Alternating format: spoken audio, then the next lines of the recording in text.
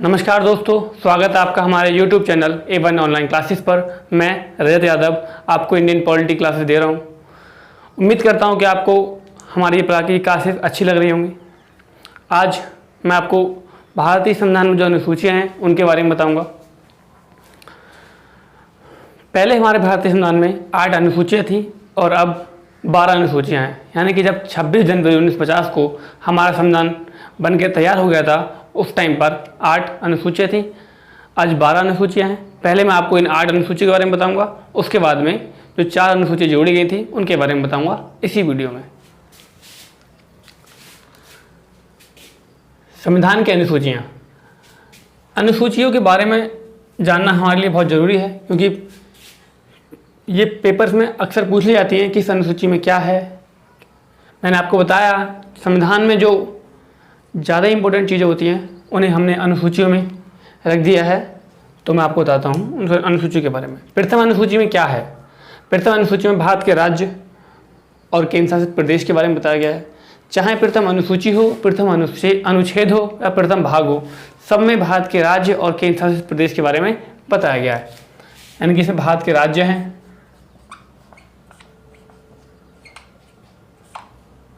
Marker तो चल नहीं रहा है।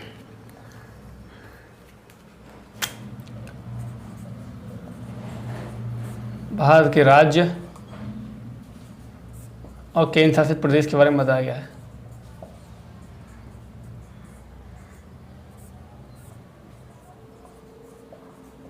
इस टाइम भारत में कितने राज्य हैं? तो राज्य हैं इस टाइम पर 28 और केंद्र शासित प्रदेश यानी यूटीज यूनियन टेरिटरीज, यहाँ पर 8 यूनियन टेरिटरीज। अर्जित क्षेत्र हमारे एक भी नहीं है। अर्जित क्षेत्र यानी कि हमने किसी देश से अर्जित कर लिया हो, वो एक भी नहीं है। मौका मिलेगा तो पीओके को छोड़ेंगे नहीं, इसलिए हमने उसे भी यहाँ पर लिस्ट में रख दिया है। दूसरी अनुसूची, इसे मैं रफ कर देता हूँ, जगह कम है, चलो लिख देता हूँ अभी। दूसरी अनुसूची में जो भी हमारे संवैधानिक विशिष्ट अधिकारी हैं, यानी राष्ट्रपति, उपराष्ट्रपति, सर्वोच्च न्यायालय के न्यायाधीश, उच्च न्यायालय के न्यायाधीश, लोकसभा के अध्यक्ष, लोकसभा के उपाध्यक्ष, राज्यसभा के सभापति, राज्यसभा के उपसभापति, नियंत्रक महालेखा परीक्षक, उनके वेतन भत्ते के बारे में बताया गया है। यानी कि दूसरे अनुसूची में वेतन भत्ते हैं।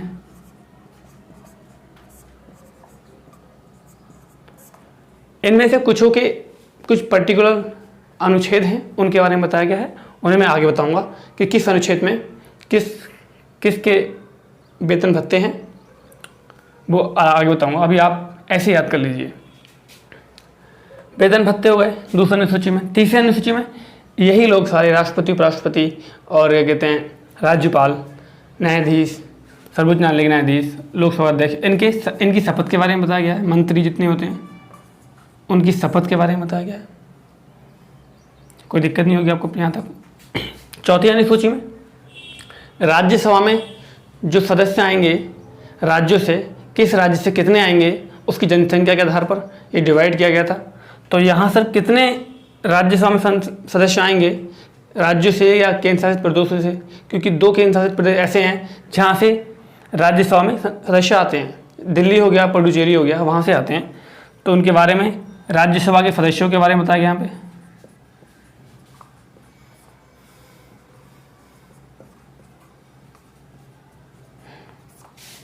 राज्यसभा के सदस्यों के बारे में बताया गया। 5वीं अनुसूची में अनुसूचित जाति, अनुसूचित जनजाति के प्रशासन के बारे में, वहाँ के नियंत्रण के बारे में बताया गया है। यानी कि जो भी एसटी, एससी लोग हैं उनके बारे में कुछ क्षेत्र डिवाइड कर दिए गए हैं कि यहाँ पर अलग प्रशासन चलेगा, कोई और इंटरफेयर नहीं करेगा। उनके कुछ अलग कानून होंगे। जैसे कि जनजाति होती हैं जो जंगलों में रहती हैं, उनके कुछ अलग कानून होते हैं। उनके आधार पर 5वीं अनुसूची में रखा गया है। यानी कि अनुसूचित जाति,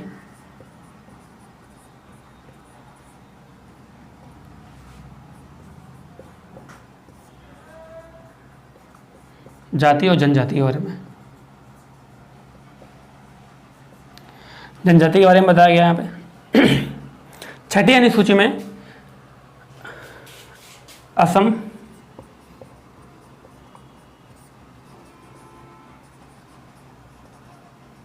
मेघालय, त्रिपुरा,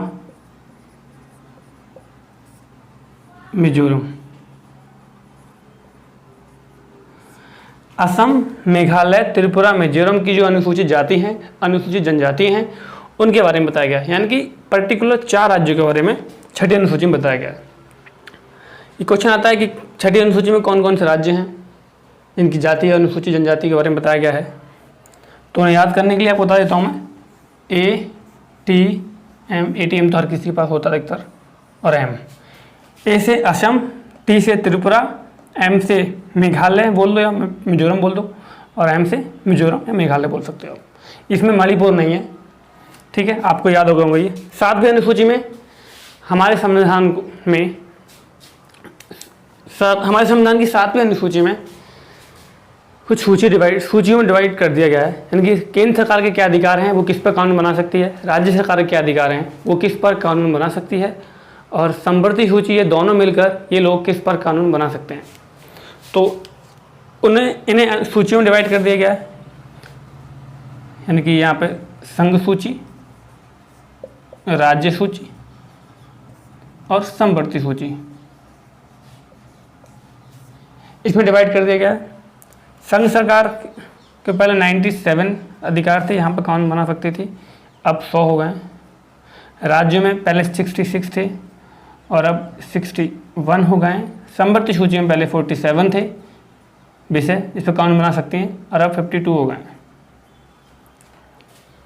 यानी कि संघ सरकार कुछ ऐसे विषय हैं उन पर कानून बनाएगी जिस पर राज्य सरकार इंटरफेयर नहीं करेगी, और राज्य सरकार के कुछ ऐसे विषय हैं जिस पर राज्य सरकार कानून बनाएगी पर उस पर केंद्र सरकार इंटरफेयर नहीं करेगी, कुछ कंडीशन को छोड़कर। जैसे कि आपातकाल लग जाता है या राज्य खुद ही बोल दे 2/3 बहुमत से कि आप हमारे कानून बनाओ, तो केंद्र सरकार कानून बना सकती है। समवर्ती सूची में केंद्र सरकार, राज्य सरकार दोनों मिलकर कानून बनाती हैं। अगर किसी कानून को लेकर विवाद उत्पन्न होता है तो केंद्र सरकार के द्वारा बनाया गया कानून वो मान्य होगा। इसमें कौन कौन से विषय हैं, जैसे कि सुरक्षा केंद्र सरकार का विषय है, इसमें राज्य सरकार इंटरफेयर नहीं करती है। राज्य सरकार में कौन कौन से विषय हैं, कृषि हो गया, इसमें राज्य सरकार का विषय है। पुलिस हो गई, राज्य सरकार में पुलिस हो गई, उस पर केंद्र सरकार इंटरफेयर नहीं करती है। समवर्ती सूची में क्या है, शिक्षा व्यवस्था हो गई, उस पर दोनों लोग कानून बनाते हैं। जैसे कि यूपी बोर्ड होता है, CBSE बोर्ड होता है। अगर इन दोनों में कोई विवाद होता है तो CBSE बोर्ड की ज़्यादा मानी जाती है, क्योंकि वो समवर्ती सूची में केंद्र सरकार कानून बनाती है उस पर। तो मैंने आपको बता दिया, और काफ़ी सारे विशेष हैं आप आगे चलकर। 8वीं अनुसूची में हमारे संविधान में कुछ मानक भाषाओं के बारे में बताया गया है, कि स्टैंडर्ड लैंग्वेज के बारे में बताया गया है। जब हमारा संविधान बन के तैयार हुआ था उस टाइम पे 14 मानक भाषाएं थीं, अब संशोधन करके इन्हें 22 मानक भाषाओं में बदल दिया गया है। अब ये मानक भाषाएं कौन कौन सी हैं, तो ये लिखी है, हिंदी, उर्दू, संस्कृत ये हमारी मानक भाषाएं हैं। याद रखना, अंग्रेजी हमारी मानक भाषा नहीं है। हिंदी, उर्दू, संस्कृत मानक भाषाएं हैं। असमिया, असम से डिनोट कर सकते हैं आप। बांग्ला, गुजराती, कश्मीरी, तमिल, तेलुगु, उड़ीसा, पंजाबी, मराठी, कन्नड़, मलयालम। कुछ मानक भाषा ऐसी हैं जो कुछ राज्यों के नाम पर हैं। यानी कि ये 14 मानक भाषाएं पहले थी। फिर 21वां संविधान संशोधन हुआ था 1967 में, तब सिंधी को मानक भाषा के रूप में जोड़ा गया था। और 71वां संविधान संशोधन 1992 हुआ था, उस टाइम कोंकणी, मणिपुरी और नेपाली को जोड़ा गया था। इसमें अड़ी आ रहे हैं और एक विदेशी है नेपाली। 92वां संविधान संशोधन हुआ था 2003 में, इसमें बोडो, डोगरी, मैथिली, संताली को जोड़ा गया था।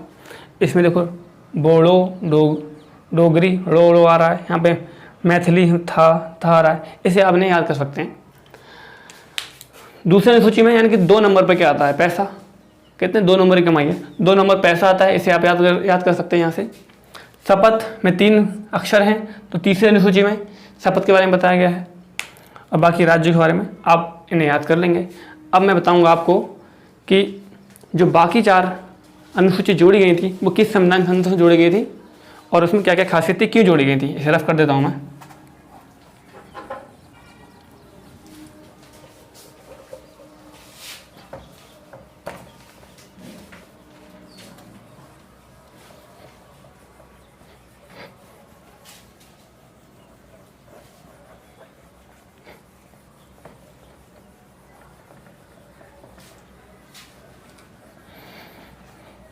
आप इन भाषाओं को, मानक भाषाओं को याद कर लेना, क्योंकि पेपर में पूछ ली जाती हैं कि कौन सी मानक भाषा है और कौन सी नहीं है।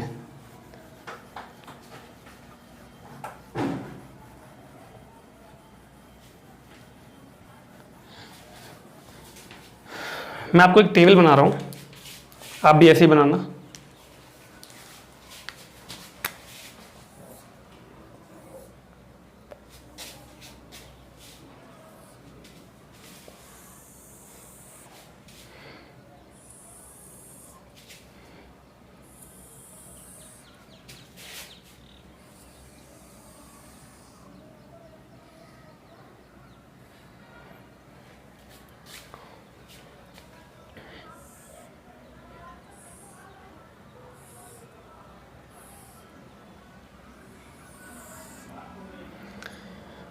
इसमें लिखता हूँ मैं अनुसूची 4 हुई है, तो आगे बढ़ा देता हूँ आगे।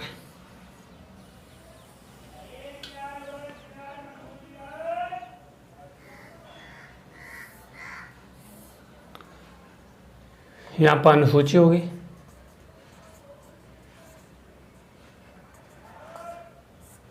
यहाँ पर किस संविधान संशोधन जोड़ी गई थी,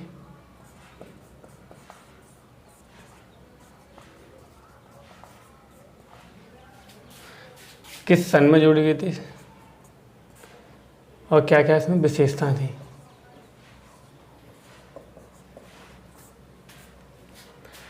नौवीं अनुसूची 8 तो पढ़ा दी मैंने आपको। 9वीं अनुसूची की आवश्यकता जोड़ने की क्यों पड़ी? जब हमारा देश आज़ाद हुआ था 26 जनवरी 1950 को, जब हमारा संविधान बनकर लागू हुआ था 26 जनवरी 1950 को, तब हमारे देश के जो लीडर्स थे उन्हें काम करने में कुछ बाधाएं आ रही थी। वो कैसी बाधाएं थी? उन्हें बाईपास बनाने थे, रोड बनानी थी। तो यहाँ के जो लोग थे वो अपनी ज़मीन नहीं दे रहे थे कि हम अपनी ज़मीन क्यों दें यहाँ से बाईपास निकालने के लिए या रोड बनाने के लिए। तब हमने यहाँ पे 9वीं अनुसूची जोड़ी, उसमें ये बोल दिया गया कि अगर केंद्र सरकार कोई काम करती है तो आप उसमें कोई बाधा उत्पन्न नहीं करेंगे, अब वो उसकी प्रॉपर्टी हो जाएगी, आपको उसके हिसाब से मुआवजा दिया जाएगा, पर आप उसे नहीं रोक सकते। अब इतना लंबा बाईपास पड़ के आ रहा है, आप कोई बीच में मना कर दे मैं नहीं दे रहा, तो पूरा इतना पैसा लगाया वो तो बेकार हो जाएगा। तो इसको देखते हुए, और ज़मींदारी प्रथा, उस टाइम ज़मींदारी प्रथा थी, उसको ख़त्म करने के लिए ये अनुसूची जोड़ी गई थी। इसमें ये बोल दिया गया था कि इस पर कोई केस नहीं कर सकता है केंद्र सरकार के खिलाफ। और आगे जाकर इसमें मतलब कुछ और विषय जोड़ दिए गए थे। तो उच्चतम न्यायालय ने ये बोल दिया था कि 24 अप्रैल 1975 के बाद जो भी इसमें विषय जोड़े जाएंगे उस पर न्यायिक समीक्षा की जा सकती है।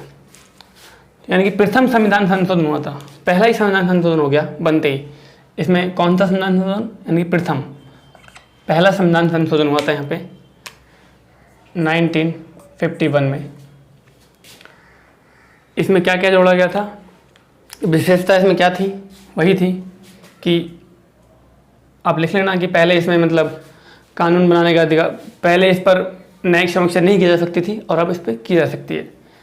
तो इसके बारे में बताया गया था, पहले न्यायिक समीक्षा नहीं की जा सकती, अब की जा सकती है। ये इसलिए जोड़ी गई थी।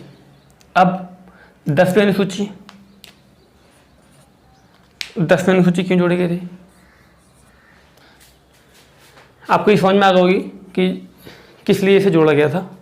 10वीं अनुसूची, 10वीं अनुसूची क्यों जोड़ा गया था? जब हमारा देश आज़ाद हुआ था, मतलब हमारा देश का संविधान बना था, तो इलेक्शन हुए थे।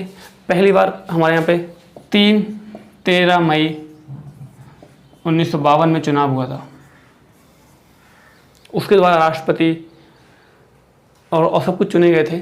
अब आप ये बताइए, जब हमारा संविधान इलेक्शन 13 मई 1952 में हुआ था, तो संविधान संशोधन किसने कर दिया? संविधान संशोधन 1951 में हो गया। उस टाइम पर जो हमारी संविधान सभा थी, अंतरिम सरकार उसके अंदर गठित की गई थी, उसी ने ही ये प्रथम संविधान संशोधन किया था। और 13 मई 1952 में जो सरकार बनी गई थी, उसके बाद और संशोधन किए गए थे। 10वीं अनुसूची में संशोधन किया गया था कि पहले कोई नेता किसी पार्टी से इलेक्शन लड़ता था और उसे मतलब लाभ देकर कोई और पार्टी वाला उसे अपनी तरफ खींच लेता था।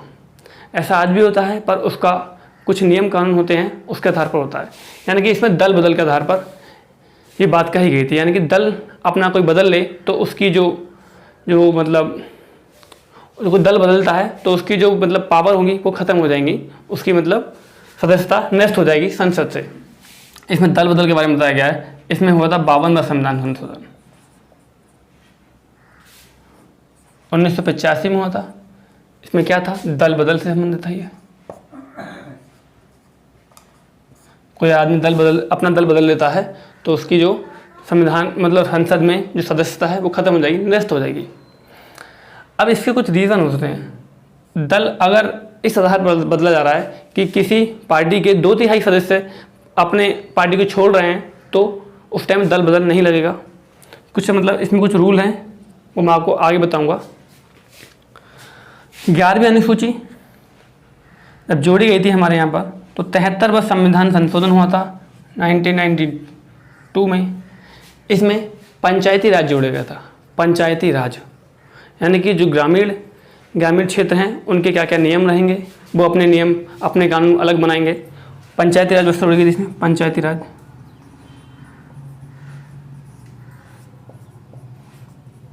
और इस पर इन्हें 92 विषय दिए गए थे जिस पर ये अपना कानून बना सकते हैं।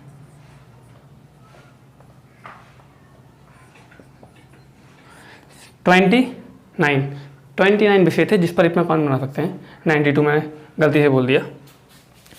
12वीं अनुसूची जोड़ी गई थी 74वें संविधान संशोधन द्वारा 1992 में।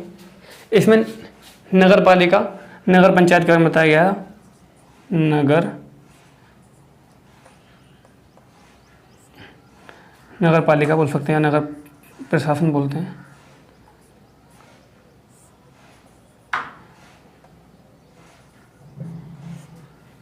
उनके बारे में बताया गया था। इसमें 18 विषय दिए गए थे ना कि ये अपना कानून अलग बनाएंगे। ठीक है, मैंने आपको हमारे संविधान में जो 12 अनुसूचियां हैं उनके बारे में डिटेल से बता दिया। अगर आपको कोई इसमें लगता है कोई कमी हो तो आप मुझे कमेंट कर देना, मैं अगर कोई गलती होगी आपको सुधार कर दूँगा। वैसे मैंने सब कुछ बता दिया है, कोई मतलब गलती की इसमें कोई आवश्यकता नहीं है। ठीक है, मिलते हैं नेक्स्ट वीडियो में। अब मैं आपको पढ़ाऊँगा भारतीय संविधान की प्रस्तावना। उसके बाद मैं आपको भारतीय संविधान का पहला भाग पढ़ाऊँगा, यानी कि पहला भाग पढ़ाऊँगा फिर दूसरा भाग पढ़ाऊँगा। मिलते हैं नेक्स्ट वीडियो में। अगर आपको हमारी क्लास अच्छी लगी हो तो हमारे चैनल को लाइक, शेयर और सब्सक्राइब जरूर करना। धन्यवाद।